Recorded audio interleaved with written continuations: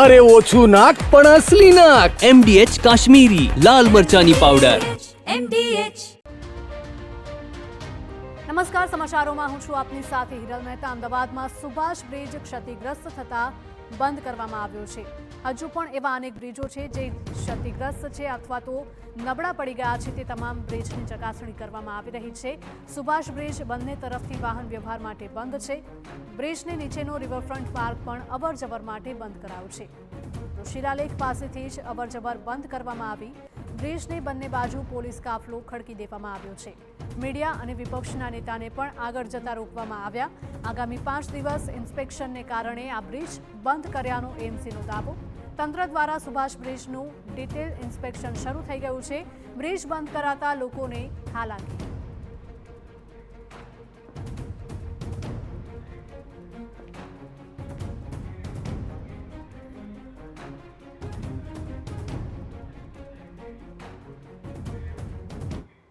તો આજ મુદ્દે અમારા સંવાદદાતા નરેન્દ્ર લાઈવ જોડાયા છે વધુ અપડેટ સાથે. નરેન્દ્ર, જણાવશો કે સુભાષ બ્રિજ ક્ષતિગ્રસ્ત થયો છે અને તે હાલમાં બંધ કરવામાં આવ્યો છે. શું વધારે અપડેટ મળી રહી છે?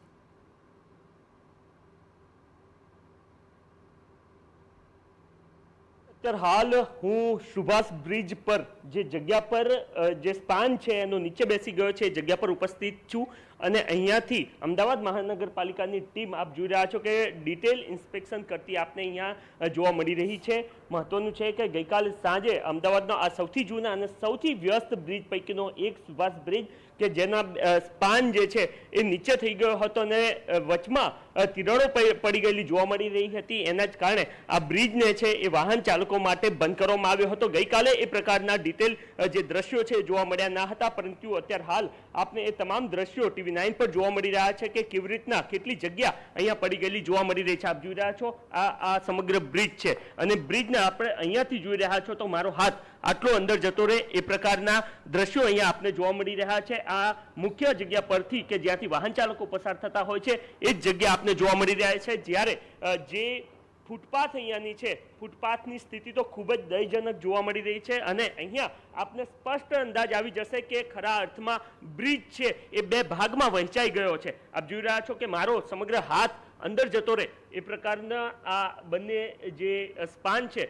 એ અલગ અલગ થઈ ગયેલા આપને જોવા મળી રહ્યા છે. આપ જોઈ રહ્યા છો કે કેવી રીતના તમામ વસ્તુઓ લગભગ 2 થી 3 ઇંચ જેટલી જગ્યા અહીંયા આપને જોવા મળી રહી છે અને અહીંયાથી એક્ઝેક્ટ તમે જો સારી રીતના જોશો તો આપને અંદાજ પણ આવશે કે બ્રિજના જે બે સ્પાન છે એની વચ્ચેથી નીચેનું જે પાણી છે એ પણ આપને જોવા મળી રહ્યું છે. આ સિવાય બ્રિજની હાલત કેવા પ્રકારની છે અહીંયાથી પણ આપને અંદાજ આવી જશે કે કયા પ્રકારની સ્થિતિમાં આ બ્રિજ અત્યાર સુધી વાહન ચાલકો માટે ખુલ્લો રાખવામાં આવેલો હતો. જરૂરથી ચોમાસા પહેલા આ બ્રિજને ઇન્સ્પેક્શન કરવામાં આવ્યું હતું અને એ સમયગાળા દરમિયાન પણ એને ઓબ્ઝર્વેશન હેઠળ રાખવા માટે કહેવામાં આવ્યું હતું, પરંતુ માત્ર 4 મહિના જેટલો જ સમય વીત્યો છે અને એ 4 મહિના બાદ આપ જોઈ રહ્યા છો કે કયા પ્રકારની સ્થિતિ આ અમદાવાદના સૌથી જૂના અને જે મહત્વના અથવા તો સૌથી વ્યસ્ત કેટલાક જે બ્રિજ છે એની કયા પ્રકારની સ્થિતિ જોવા મળી રહી છે. આપને અગાઉ પણ મેં બતાવ્યું કે કયા પ્રકારની સ્થિતિ છે અને ફૂટપાથ પર તો નીચે પાણી જોવા મળી રહ્યું છે, જ્યારે અહીંયા 1 થી 1.5 ઇંચ જેટલી જગ્યા આ જે બે સ્પાન છે આ સાઈડનો સ્પાન અને સિવાય આ સાઈડનો જે સ્પાન છે એ બંને વચ્ચે જોવા મળી રહી છે. આમ ના માત્ર એક જગ્યા આપ જોઈ રહ્યા છો કે અહીંયા પણ નાની તિરાડો છે અને અહીંયા પણ માર્કિંગ મહાનગરપાલિકાની ટીમ દ્વારા કરવામાં આવી છે. આ સિવાય આ જે આપ જોઈ રહ્યા છો માર્કિંગ આ પર્ટિક્યુલર એક જે છે તિરાડ છે, ત્યારબાદ અલગ અલગ 2 દિશામાં તિરાડ પડેલી આપને જોવા મળી રહી છે અને સામેની બાજુ જે છે ત્યાં તો અલગ અલગ 4 જગ્યા પર બ્રિજ સમગ્ર ડેમેજ થયો હોય એ પ્રકારની સ્થિતિ આપને જોવા મળી રહી છે. એટલે કે RTO થી તમે શાહીબાગ તરફ જાઓ છો ત્યાં 4 જગ્યા પર એક આ પર્ટિક્યુલર જગ્યા કે જ્યાં અત્યારે હાલ કામ કરવામાં આવી રહ્યું છે એ જગ્યા પર બ્રિજ ડેમેજ થયેલો છે. આ સિવાય આ બીજી જગ્યા આપ જોઈ રહ્યા છો કે અહીંયા પણ માર્કિંગ કરવામાં આવ્યું છે, અહીંયા પણ બ્રિજ ડેમેજ થયેલો છે. આ સિવાય આ અને અન્ય 2 જગ્યા પર આપ જોઈ રહ્યા છો કે એટલે કે ટોટલ 5 જગ્યા પર બ્રિજ ડેમેજ થયેલો આપને અહીંયા જોવા મળી રહ્યો છે. મહત્વનું છે કે જ્યારે ગંભીરા બ્રિજની ઘટના, ત્યારબાદ મોરબી બ્રિજની ઘટના અને એ સહિતની તમામ ઘટનાઓ જ્યારે રાજ્યમાં બની હતી ત્યારબાદ રાજ્યના તમામ જે બ્રિજ છે એનું ઇન્સ્પેક્શન કરવામાં આવ્યું હતું અને એ ઇન્સ્પેક્શન કરવામાં આવ્યું ત્યારબાદ પર્ટિક્યુલર જો આ બ્રિજની વાત કરવામાં આવે તો એને લઈને પણ ઇન્સ્પેક્શન થયું હતું, પરંતુ એ બ્રિજને ઓબ્ઝર્વેશન હેઠળ રાખવામાં આવે એ પ્રકારની સૂચના આપવામાં આવી હતી. અને ત્યારબાદ અત્યારે હાલ આપ જોઈ રહ્યા છો કે કયા પ્રકારની સ્થિતિ આ બ્રિજની અત્યારે હાલ આપને જોવા મળી રહી છે. ડિટેલ ઇન્સ્પેક્શન મહાનગરપાલિકાની ટીમ દ્વારા અત્યારે હાલ કરવામાં આવી રહ્યું છે. અને અલગ અલગ આરટીઓથી તમે જો શાહીબાગ તરફ જઈ રહ્યા છો તો અલગ અલગ 5 જગ્યા પર બ્રિજ ડેમેજ થયો છે. જ્યારે તમે શાહીબાગથી આરટીઓ તરફ જઈ રહ્યા છો તો ત્યાં જે ફૂટપાથ છે એ સાઈડ તો લગભગ 1.5 થી 2 ઇંચ જેટલું બે સ્પાન વચ્ચે જગ્યા થઈ ગયું હોય એ પ્રકારના આપને દ્રશ્યો જોવા મળી રહ્યા છે. જ્યારે 3 જગ્યા પર એ બ્રિજ ડેમેજ થયો છે એ પ્રકારના પણ દ્રશ્યો આપને જોવા મળી રહ્યા છે. મહત્વનું છે કે ઓગસ્ટમાં આ જે બ્રિજ છે એનું ઇન્સ્પેક્શન કરવામાં આવ્યું હતું, પરંતુ ત્યારે એવું કહેવામાં આવ્યું હતું કે આ બ્રિજને ઓબ્ઝર્વેશન હેઠળ રાખવામાં આવે, પરંતુ માત્ર 4 મહિના જેટલો જ સમય થયો છે અને 4 મહિના બાદ પણ આ બ્રિજ આપ જોઈ રહ્યા છો કે કઈ સ્થિતિમાં આપને જોવા મળી રહ્યું છે.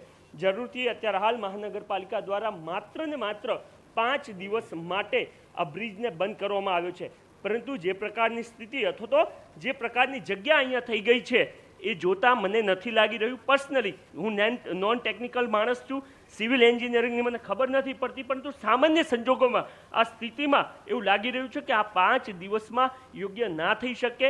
કારણ કે અહીંયાથી જો હું મારી નજરથી કેમેરાની નજરથી કેવું દેખાઈ રહ્યું છે એક્ઝેક્ટ આઈડિયા નથી આવતો, પરંતુ અહીંયાથી આપને જોવા મળી રહ્યું છે કે પર્ટિક્યુલર ભાગ જે છે એ નીચેની તરફ બેસી ગયેલો અહીંયાથી જોવા મળી રહ્યો છે. અને આ ભાગ જે છે બે સ્પાન છે અહીંયા એની વચમાં પણ લગભગ 2 થી 3 ઇંચ જેટલી જગ્યા આપને અહીંયા જોવા મળી રહી છે. આ સિવાય જે ફૂટપાથ છે કે જેના દ્રશ્યો હમણાં મેં થોડી વાર પહેલાં જ આપને દર્શાવ્યા, તો અહીંયાથી તો આપને નીચે પાણી જે નદીનું છે એ જોવા મળી રહ્યું છે. તો આ સ્થિતિમાં એવી તો કઈ ટેકનોલોજી કામે લાગશે કે જેના કારણે 4 થી 5 દિવસની અંદર આ બ્રિજ વાપરવા યોગ્ય બની જશે? એટલે કે જરૂરથી આ એક ગંભીર બેદરકારી કહી શકાય. 4 મહિના પહેલાં ઇન્સ્પેક્શન થયું, ઓબ્ઝર્વેશન હેઠળ રાખવા માટે સૂચના આપવામાં આવી, પરંતુ 4 મહિના બાદ આપ જોઈ રહ્યા છો કે અમદાવાદનો સૌથી વ્યસ્ત અને સૌથી જે જૂના બ્રિજ છે એ પૈકીનો આ સુભાષ બ્રિજ બંધ કરવામાં આવ્યો છે. કારણ કે એના જે સ્પાન છે અથવા તો એક જગ્યાએથી આ બ્રિજ નીચે બેસી ગયેલો જોવા મળી રહ્યો છે ને એના જ કારણે અમદાવાદના શહેરીજનોએ હવે કેટલાય દિવસ સુધી હાલાકીનો સામનો કરવો પડે એ પ્રકારની શક્યતા જોવામાં આવી રહી છે. અત્યારે હાલ જરૂરથી ડિટેલ ઇન્સ્પેક્શન થઈ રહ્યું છે અને માર્ક પણ કરવામાં આવી રહ્યું છે કે કેટલી જગ્યા પર આ બ્રિજ ક્ષતિગ્રસ્ત થયેલો છે. જી બિલકુલ નરેન્દ્ર, માહિતી બદલ આપનો આભાર. તો આપે આ દ્રશ્યો જોયા કે સુભાષ બ્રિજ પર કયા પ્રકારની સ્થિતિ છે અને અત્યાર સુધી આ બ્રિજ કઈ રીતે શરૂ રાખવામાં આવ્યો હતો તે સૌથી મોટો સવાલ અહીંયા ઊભો થાય છે.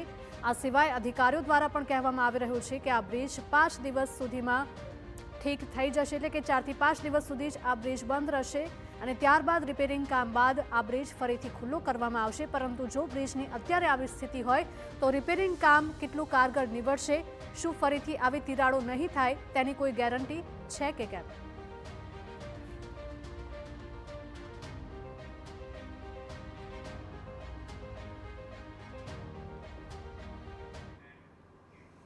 MDH ચણા મસાલા, હવે છોલા હોય કે ચોળા, સફેદ ચણા હોય કે કાળા ચણા, બધું મજેદાર બનશે. MDH